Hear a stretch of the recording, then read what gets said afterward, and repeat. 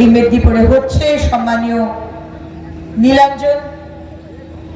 নীলাঞ্জন দাস, সমিত দা এবং ভাই আশীর্বাদ, এবং আজকে আমার সঙ্গে উপস্থিত মহিলা মোর্চার সভানেত্রী, রাজ্যের সম্মানীয় ফাল্গুনী পাত্র মহাশয়া, এবং আমাদের সম্মানীয় রুদ্রনীল দা, আমাদের কালচারাল সেলের কনভিনার, যার আবৃত্তি আমরা প্রায় দিনই আমাদের মোবাইলে এবং সোশ্যাল প্ল্যাটফর্মে আমরা দেখে থাকি। তার প্রতিবাদী যে কবিতা আমরা প্রায় শুনি এবং উদ্বুদ্ধ হই। এবং সম্মানিত মঞ্চ এবং আমার সামনে উপস্থিত আমার দেবতুল্য সমস্ত ভারতীয় জনতা পার্টির কার্যকর্তা ভাইরা, বোনেরা, সবাইকে আমার নমস্কার জানাই, বড়দেরকে আমার প্রণাম জানাই। আজ আমি জানি না যে এই পরিবর্তন সভা আমরা যারা এসেছি, আমরা দৃঢ় প্রতিজ্ঞ তো যে আমরা আগামী দিন এই পরিবর্তন করতে চলেছি। আমরা মনে প্রাণে আমাদের শেষ নিঃশ্বাসটুকু দিয়ে আমরা এই লড়াইটা করব বাংলার মানুষের জন্য। আমরা ডিটারমিন তো, প্রতিজ্ঞাবদ্ধ তো। কারণ দেখুন, আজকে পশ্চিমবঙ্গে যা হচ্ছে আর পারা যাচ্ছে না, সত্যি বলছি, আর পারছি না। সেদিন রাত্রিবেলায় যখন আর্জি করেন ওই অভয়াকে নৃশংসভাবে ধর্ষণ করে খুন করেছিল, আমি সেখানে ছিলাম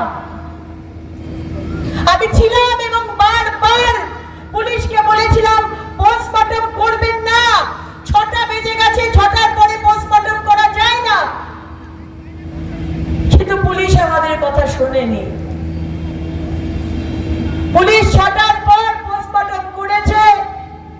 আমরা বারবার বলেছিলাম অন্য আরেকটি হসপিটাল থেকে, সেন্ট্রাল গভর্নমেন্ট হাসপাতাল থেকে পোস্টমর্টম করা হোক, করতে দেয়নি। জোর করে বাবা মাকে রেখে দিয়ে নিয়ে গিয়ে জ্বালিয়ে দিল শ্মশানে। কিচ্ছু করতে পারলাম না আমরা। বাবা মার সাথে দাঁড়িয়েছিলাম টালা থানার সামনে, ভাবলাম যে গভর্নর সাহেবের কাছে যাব বিচার চাইতে। মহামহিম রাজ্যপাল, আপনি আমাদের বাঁচান, আপনি শ্মশানে এই বডিকে পোড়াতে দেবেন না।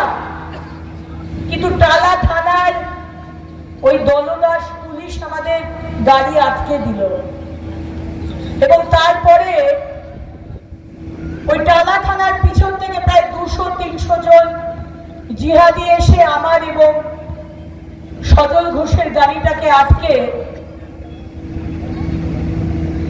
আমাদেরকে বাধা দিল, এবং বাবা মাকে নিয়ে পুলিশ বেরিয়ে গেল। তারপরে কি হলো আপনারা তো জানেন।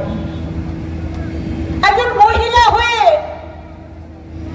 আন্তর্জাতিক নারী দিবস গতকাল গেছে, উনি পালন করছেন, কিন্তু একজন মহিলা মুখ্যমন্ত্রী হয়ে ধর্ষণের রেট বাঁধা হয়েছে। রেট জানেন তো, ফুল ধর্ষণ একটা রেট, হাফ ধর্ষণ একটা রেট, সাবালিকার ধর্ষণ একটা রেট, নাবালিকার ধর্ষণ আর একটা রেট।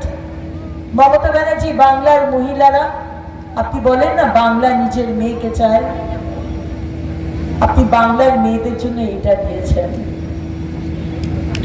দুর্গাপুরে, আমার বিধানসভার পাশে দুর্গাপুর,